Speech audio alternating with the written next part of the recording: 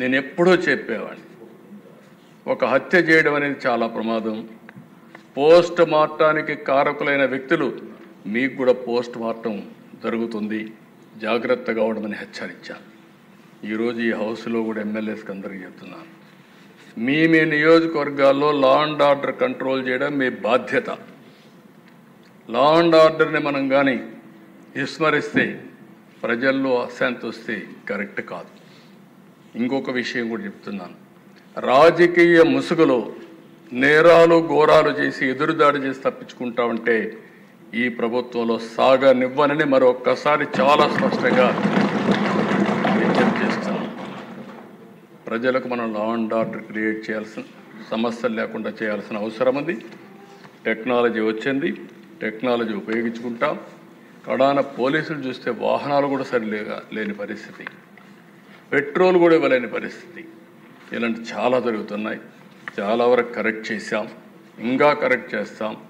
Police యంత్రాంగాన్ని అప్రమత్తం చేస్తాం. అప్రమత్తం చేయడమే కాదు, ఎప్పుడైనా సరే అధ్యక్ష ఒకటే గుర్తుపెట్టుకోండి, ఒక నాయకత్వం కానీ ఒక గవర్నమెంట్ కానీ స్ట్రాంగ్గా ఉందని విత్ డెమాన్స్ట్రేటివ్ ఎఫెక్ట్తో చేయగలిగితే అందరూ లైన్లోకి వస్తారు. అట్లా కాకుండా పర్వాలేదు ఉదాసీన వైఖరి తీసుకుంటే ప్రతి ఒక్కరూ పెట్టేగిపోయే పరిస్థితి వస్తుంది. అది ఈ ప్రభుత్వంలో సాగనివ్వమని చెప్పి మరొకసారి తెలియజేసుకుంటూ ప్రతి ఒక్కరికి విజ్ఞప్తి చేస్తున్నాం. కొంతమంది అమ్మాయిల పట్ల కొంతమంది చాలా దారుణంగా ప్రవర్తిస్తూ ప్రేమ అనే మాట ఒలకబోస్తూ ట్రాప్లో పెట్టి ఈ యొక్క అబ్యూజ్ చేసే పరిస్థితి కూడా వస్తున్నారు. నేను ఈ విషయాలని ఎందుకు చెప్తున్నానంటే, ఈ సభ ద్వారా ప్రజల్లో చైతన్యం తీసుకురావాల్సిన బాధ్యత మన మీద ఉంది. అదే సమయంలో ఎవరైనా తప్పు చేస్తే మాత్రం వదిలిపెట్టం, తాట తీస్తామని చెప్పి మరొకసారి ఎందుకంటే గట్టిగా కూడా చెప్పాల్సిన అవసరం ఉంది.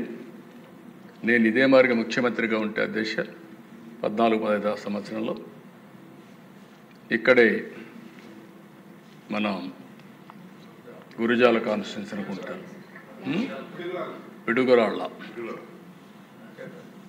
దాచేపల్లి ఏరియాలో ఒక ముస్లిం గర్ల్, చిన్న అమ్మాయి, ఆ అమ్మాయి పైన అత్యాచారం చేశారు. దగ్గర 18 టాస్క్ ఫోర్స్లు వేశారు. ఏ డైరెక్షన్లో ఉన్నా సరే భూమి మీద ఎక్కడున్నా పట్టకొచ్చే బాధ్యత మీదని పోలీసులకు చెప్పా. సర్చ్ మొదలుపెట్టా. 4వ రోజుకి అతనే ఆత్మహత్య చేసుకొని చనిపోయాడంటే అక్కడ కనుక్కున్నాను, దాంతో కూడా వదిలిపెట్టలేదు. మళ్ళీ విజయవాడలో పెద్ద ర్యాలీ పెట్టి భవిష్యత్తులో ఎవరైనా సరే నా ఆడబిడ్డల జోలుకొస్తే ఇదే గతి అవుతుందని చెప్పి హెచ్చరించాను. ఇదంతా మొత్తం లా అండ్ ఆర్డర్ అంతా కూడా కంట్రోల్ అయ్యే పరిస్థితి వచ్చింది. ఇప్పుడు కూడా చెప్తున్నా, ఈ సభ ద్వారా హెచ్చరిస్తున్నా, రేపటి నుంచి ఈ ప్రభుత్వాన్ని ఛాలెంజ్ చేయాలంటే చేయండి. ఆ తర్వాత ఎలాంటి పనిష్మెంట్ ఉంటుందో మీరే చూస్తారని కూడా హెచ్చరిస్తూ, లా అండ్ ఆర్డర్ కాపాడే బాధ్యత మాది. ప్రభుత్వ యంత్రాంగాన్ని కూడా సమర్థవంతంగా నడిపిస్తాం. ఎక్కడా రాజీ లేదు, రాగ ద్వేషాలు లేవు, లేకుంటే విశిక్షత లేదు.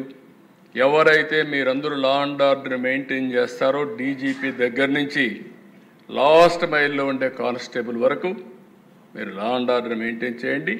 మీకు అండగా ఈ గవర్నమెంట్ ఉంటుందని మరొక్కసారి తెలియజేసుకుంటూ, ప్రజలు పూర్తిగా సహకరించమని మరొక్కసారి కోరుకుంటూ, ఇంకొకసారి నాకు ఎక్కడన్నా దొరికితే మాత్రం గంజాయి దొరికితే అడికి అయిపోతారు, మీరు గుర్తుపెట్టుకోండి.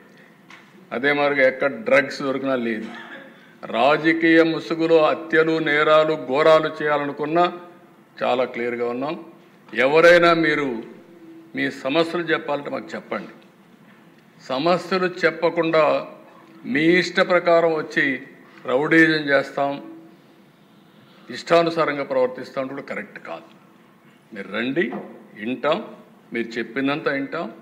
మీ సమస్య న్యాయపరమైతే తప్పకుండా పరిష్కారం చేసే బాధ్యత ఈ ప్రభుత్వాన్ని చెప్పి తెలియజేసుకుంటూ, అందరూ సహకరించమని చెప్పి కోరుకుంటూ మీ దగ్గర సెలవు తీసుకుంటున్నాను.